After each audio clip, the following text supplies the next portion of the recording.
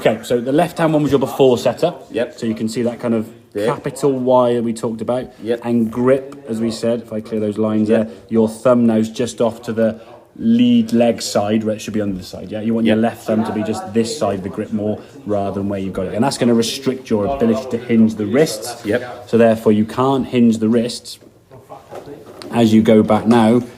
That's as far as you can go back, yeah? So your arms are quite locked and stiff there, so you can't get any power or speed, so now you've got to try and shove your body as hard as you can, and just over there, you're chopping down and then not much of a follow through and then losing. And your body's kind of been almost thrown out like a rag doll because you can't move as fluently. So this movement here now we got on the camera now, that for me is a bit too far forward. We want the arm to be going in a straight line from there. Right. So it's more on your left thigh. Now, to be fair, you did move it backwards, we sort of said.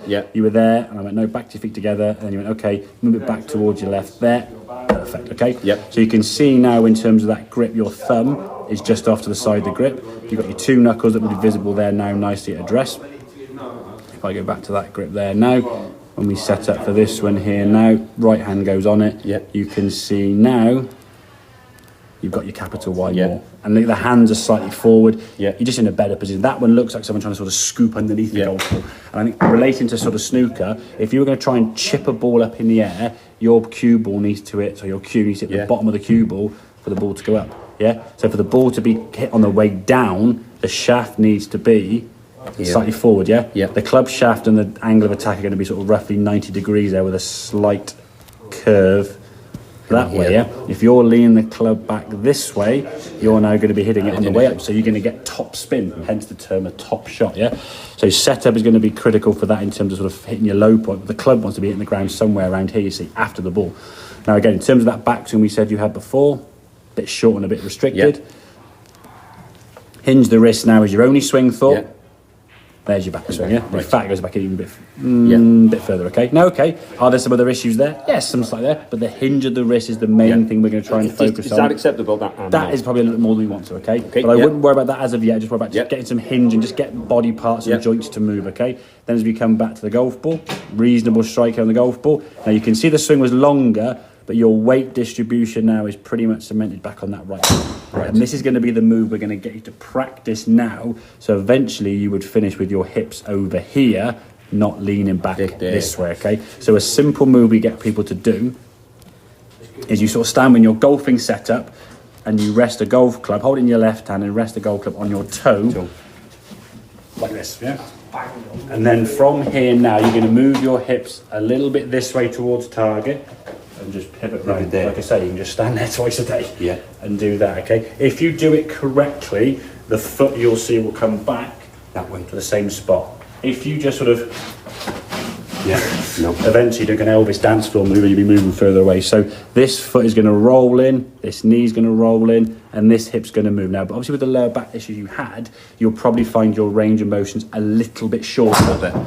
But over time doing this, it will just get a little bit more. The key thing we've got to make sure we do this is you are making this turn from the hip. What we don't want you to do is go like that. Because you're back to back, So when you finish this, you're going to be, wherever you get to, if you only get to here, your hips are 60 degrees, so are your shoulders. Don't try and drag it around with the shoulders or your head, or because now you're putting your back. When you finish, your back should be fairly neutral, not kind of twisted and turned.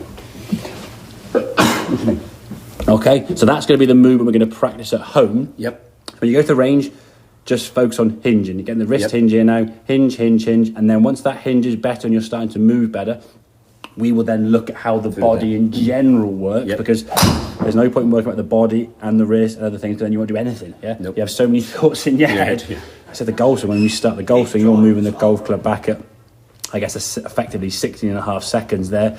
You're coming back to the golf ball there at just sort of 18 seconds, So it's like a second and a half between hit and completion, I said the moment there, this finishing back here, we would want to eventually see you with your left leg here, knee up there, and that's where you would be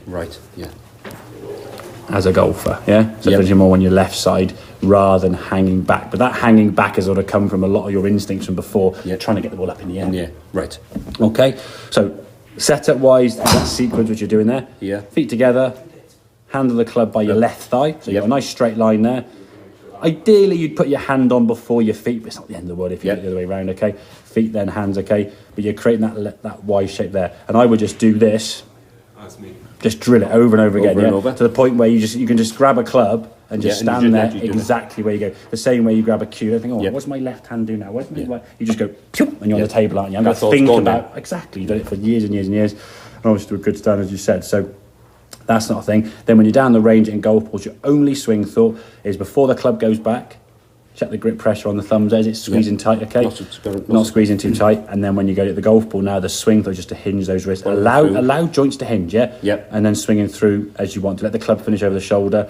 With some practice of that movement we just showed you there, twisting, we'll start implementing that for your next lesson to see where you can get to in terms of where you finish, okay? So it's going to be a slight little change bit by bit by bit, rather than, right, here's everything, go away and do it, because you'd be like, what the hell? It's too much. Does that make sense? Yeah. Cool. Okay.